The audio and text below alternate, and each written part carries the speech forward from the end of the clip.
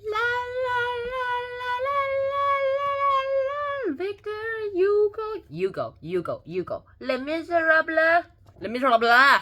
Let's get this started with. Now, people actually have a pretty brilliant understanding of how things work. Les Miserables has a bunch of weirder things going on inside of it. Other than the fact that maybe I should not be reading this, it itself has a lot of interesting topics that actually deals with the 19th century France.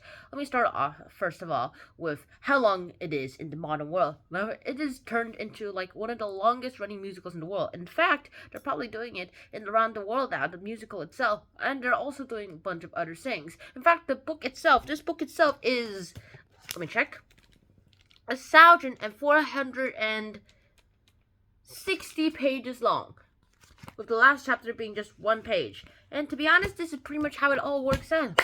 This book itself teaches us about 19th century France and all the major injustices in it, and how people should have been able to fix it, and what people have done to not do with it, and how people have done to just worsen the situation. So let's get this started with right away. First off, we actually have to talk about Jean Valjean. Jean Valjean is just a petty criminal in the book itself. Jean Valjean is just like a person who just steals a loaf of bread and gets into jail for 5 years, but then tries to escape and adds another 14 years to his sentence. Not just because he tried to escape once, but because he tried to escape like 4 times at least, which is pretty darn good, which is pretty darn tootin' bad. It's like adding a sentence by 3.5 years. Yeesh, that is harsh. Anyways, that happened, and he goes ahead and stays in prison for 19 years. Of course, we've already told you all this in the summary, so just watch all that if you really want to. But then we have lots of other things to actually talk about. Jean Valjean itself has things to do. Let me explain. Jean Valjean stole that piece of bread because he just couldn't feed his family. He didn't have a wife, but he did have a sister, and she had a few sons, and so he had to support his sister and nephews. No husband required, because apparently he bailed, which is why they were relying on him. Anyways, Jean Valjean went ahead, and all that seemed to work out pretty darn good. And then he realized he couldn't make enough income to actually support all of them. And since he couldn't support all of them, lots of other things couldn't be done. So he was desperate and stole a bunch of bread. And since he stole a bunch of bread, he was thought to be a criminal from then on.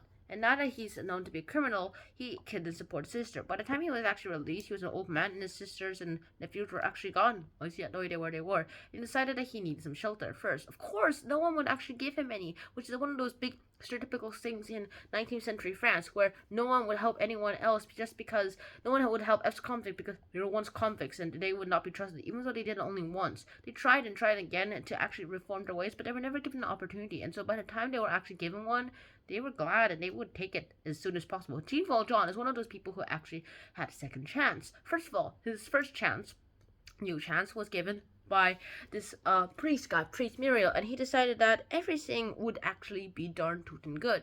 Since that happened, he had to go ahead and stole his silverware.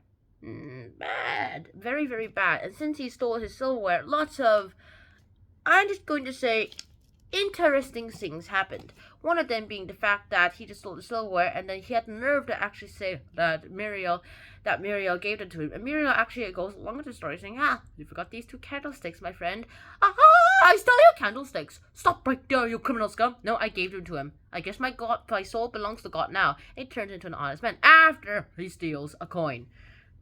And then he just rips up his passport, and he now becomes awesome. Now Jean Valjean is free, and then when he goes into New Town, he just becomes Madeleine.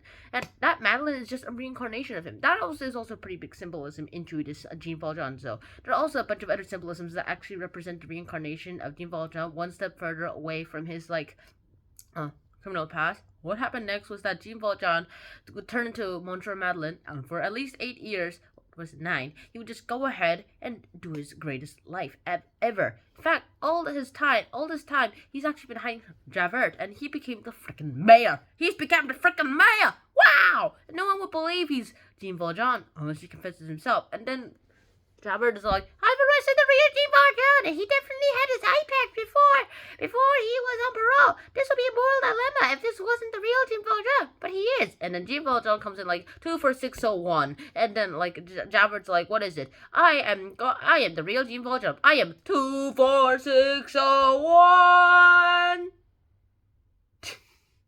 And he bails. because they're like stunned, and they're like, did he just call Napoleon Bonaparte not a Bonaparte, but not the Bonaparte, but the emperor? He's a Bonapartist. Arrest him. We're all royalists here, right? Monsieur Madeleine is no longer the mayor. Mayor Madeleine is no longer the mayor. He is just Monsieur Madeleine. He's not even Monsieur. He's just Madeleine. He's a Bonapartist. Go get him, royalists. And Javert is a pretty big royalist too, and he, being a Bonapartist is basically against the law. He's like, all right, let's get him. Boom! And they become a confrontation. There's this other girl called Fantine, and of course Fantine herself is pretty darn good.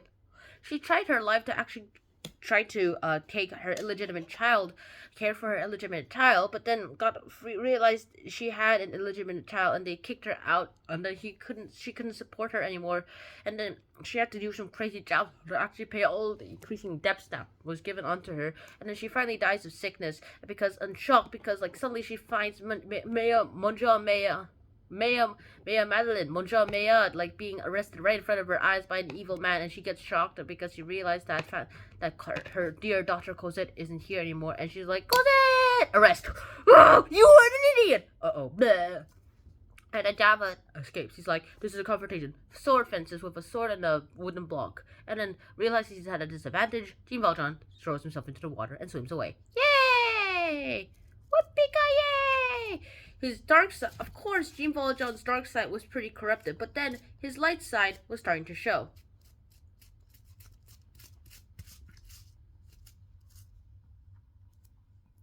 Like that.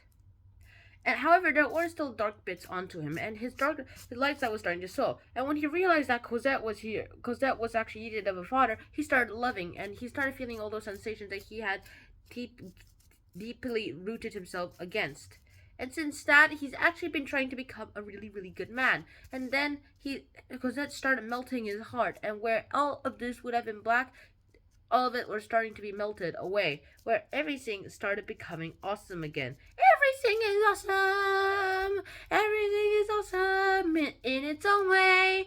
Everything is awesome! And then, of course, the revolution happened. Now, the revolution also signifies lots of other things, too. Significations of things include, like, the criminals and the changes. Of course, these changes are happening, and people actually hated the fact that the monarchy was still here, and they were no better than the old one. We've got a new king, it's no better than the old one! Louis the 18th is not, Louis the 16th is, Louis the 18th is not better than the 16th, That happened, and everything started going out in the wrong direction. Of course, all that happened, and then change was wanted. The revolution happened, and however, this actually did nothing. In fact, everyone but Marius died in this sort of revolutionary revolt. History itself is classified as revolutions into three categories. The number one being when the revolution actually fails. It's like an uprising. The second one is just what's like successful somewhat, but also fails to create a revolution. However, it does start a revolt though. Start a revolution, gives the sparks for it. That's called revolt. And then revolution is just the whole deal. The thing that actually changes everything. That's revolution. The thing that changes everything. The thing that is caused by the sparks. The big fire. The uprising is just a little spark that's stamped out. The revolt is a spark that can't be stamped out. And the revolution is the big fire that consumes the whole house. Like let's say a country is a house. And a spark is just the revolt. However, some revolts are placed down, like stamped down, and that's an uprising. It's a failed revolution. And then revolt happens. That's when the spark can't be stamped out or is unnoticed. And then the Great Fire, the actual revolution happens, and it consumes the whole house. Well, sometimes all of it, sometimes just most of it, but sometimes some of it.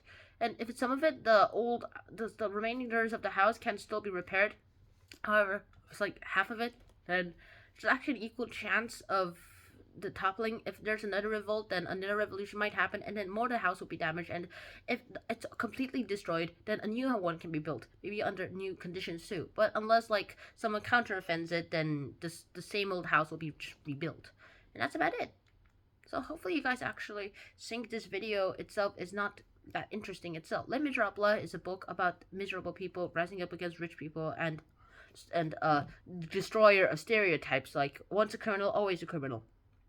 that's about it. To be honest, that's all I actually have to say about Les Miserables. Les Miserables is itself an interesting book, and I highly recommend reading it. It might be 1,640 pages long, but I guarantee it's worth it. No, correction, 1,460 pages long, but I guarantee it's worth it. Now, Leoka, at Real Leoka, if you're actually reading this, please tell me if I mispronounce some of these French words, and also read the actual book in original French, and yeah, it'll be way better for you. Also, it is 460 pages long, so I'm not sure you'll actually enjoy it, but I did, so maybe you will too. So I guess until next time, Shania out. Peace. No, for at Real Leoka, it is sappy.